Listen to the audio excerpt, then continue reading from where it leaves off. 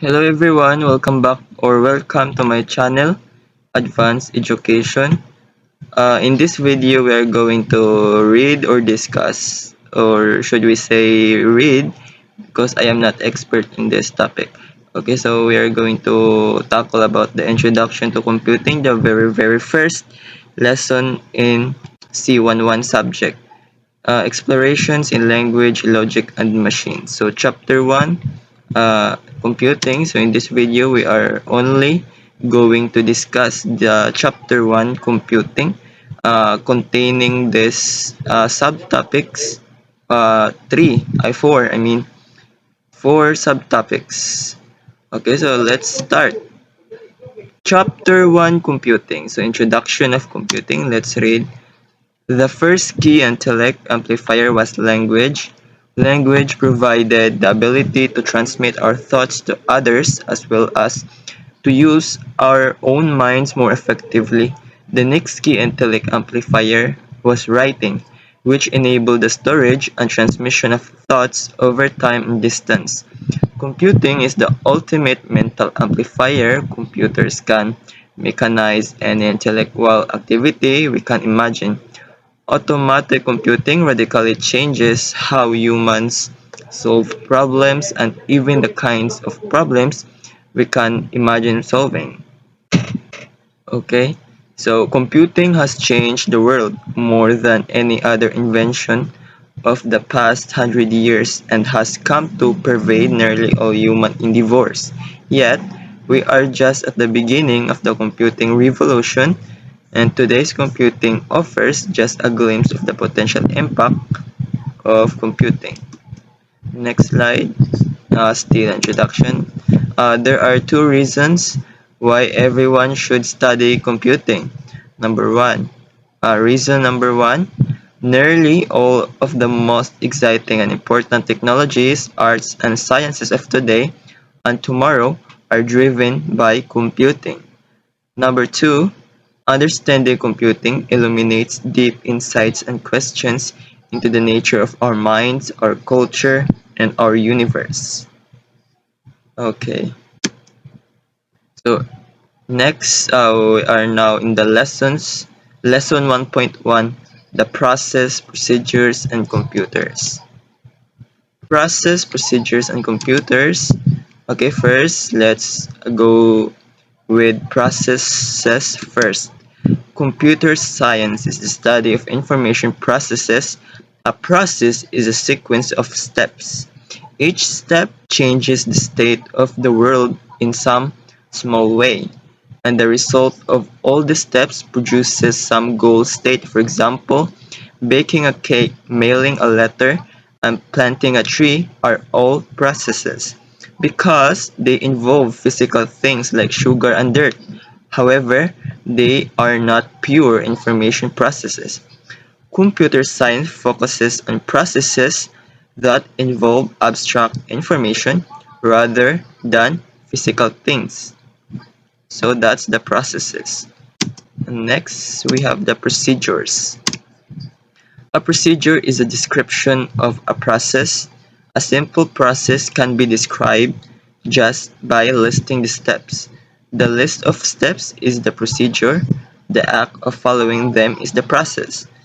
A procedure that can be followed without any thought is algorithm, called a mechanical procedure. An algorithm is a mechanical procedure that is guaranteed to eventually finish.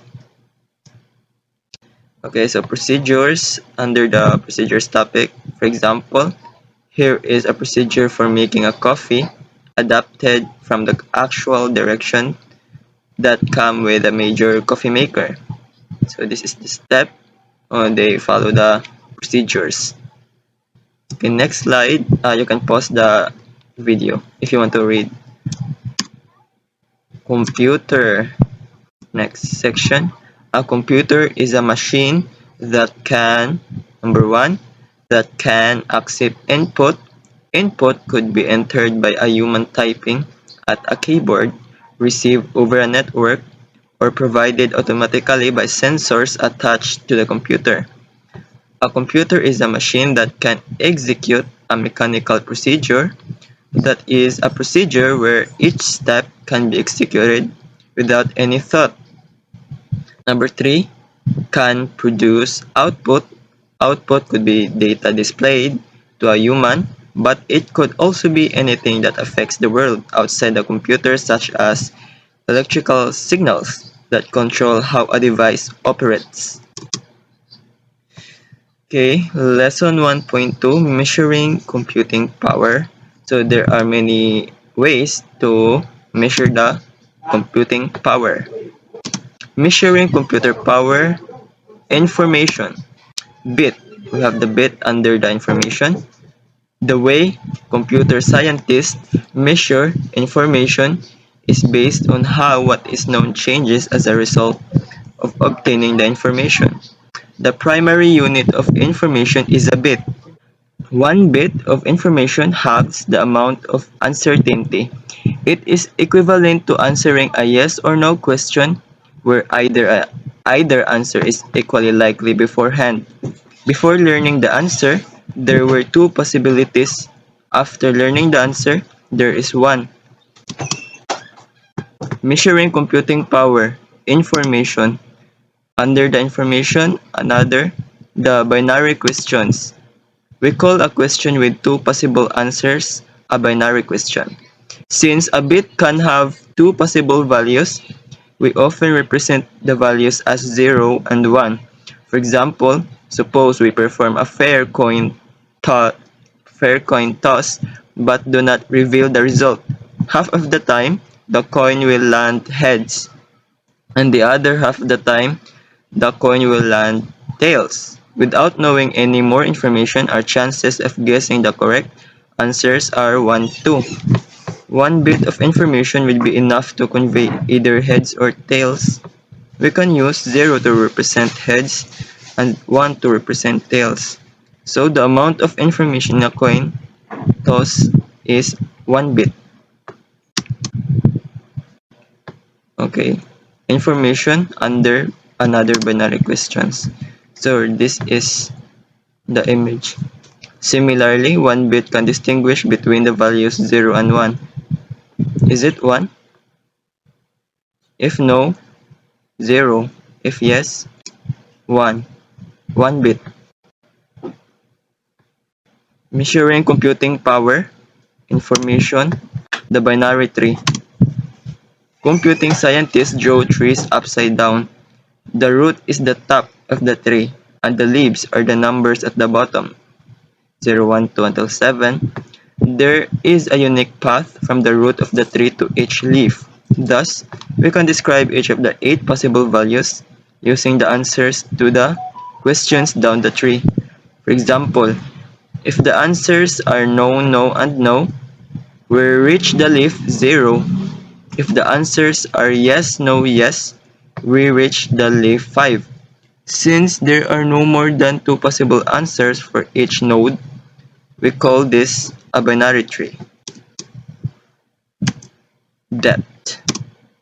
The depth of the tree is the length of the longest path from the root to any leaf. The example tree has depth 3, depth 3.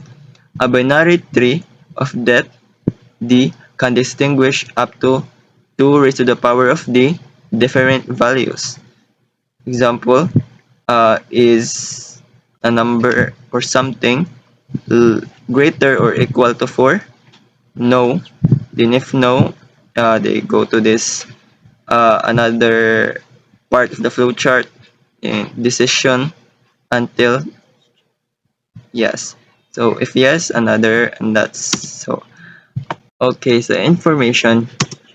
Under the information, unit of information. 1 byte is defined as 8 bits. Hence, 1 byte of information corresponds to 8 binary questions and can distinguish among 256 different values. For larger amounts of information, we use metric prefixes, but instead of scaling by factors of 1000, they scale by factors of 210 or 1024. Hence, 1 kilobyte is 1000 1024 bytes. 1 megabyte is 2. I think this is raised to the power of 20, approximately 1 million bytes. 1 gigabyte is 2 with 10 multiplier, approximately 1 billion bytes. And 1 terabyte is 2 to the 40, approximately 1 trillion bytes. Measuring computing power through representing a data. Under the representing a data, we have the binary number system. A more compact way of writing down our decision following the tree is to use 0 to encode a no answer and 1 to encode a yes answer, and describe a path to a leaf by a sequence of zeros and ones. The no path to 0 is encoded as 000, and the yes path to 5 is encoded as 101. This is known the binary number system. Discrete values.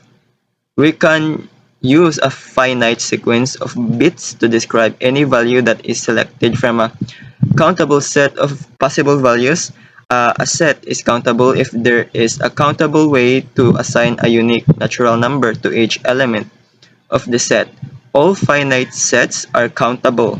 Some, but not all, infinite sets are countable. For example, there appear to be more integers than there are natural numbers, since for each natural number n, there are two corresponding integers n and negative n, but the integers are in fact countable. We can enumerate the integers as 0, 1, -1, 2, -2, 3, -3, 4, -4, so on, and assign a unique natural number to each integer in turn. Representing a data, text. The set of all possible sequences of characters is countable. One way to see this is to observe that we could give each possible text fragment a unique number, and then use that number to identify the item. For example, we could enumerate all text alphabetically by length. Here, we limit the characters to lowercase letters ABC to Z, AA, AB until AZ, BA until ZZ, and triple A, so on. Measuring computing power representing data, rich data.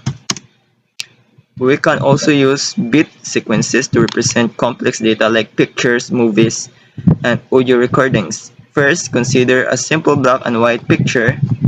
This smiley face. Rich data again. Since the picture is divided into discrete squares known as pixels, we could encode this as a sequence of bits by using 1 bit to encode the color of each pixel. For example, using 1 to represent black and 0 to represent white, this image is 16 by 16, so has 256 pixels total. We could represent the image using a sequence of 256 bits starting from the top left corner. Okay, so here 0101 01. So since it says 1 represent black, so we write 1 because in this line it has a color black, and this area with white are the 0. Measuring computing power representing data, summary. The summary we can use sequences of bits to represent any natural number exactly, and hence represent any member of a countable set using a sequence of bits. The more bits we use, the more different values that can be represented. With n bits, we can represent n to the 2 or 2n different values. Measuring computing power through growth of computing power.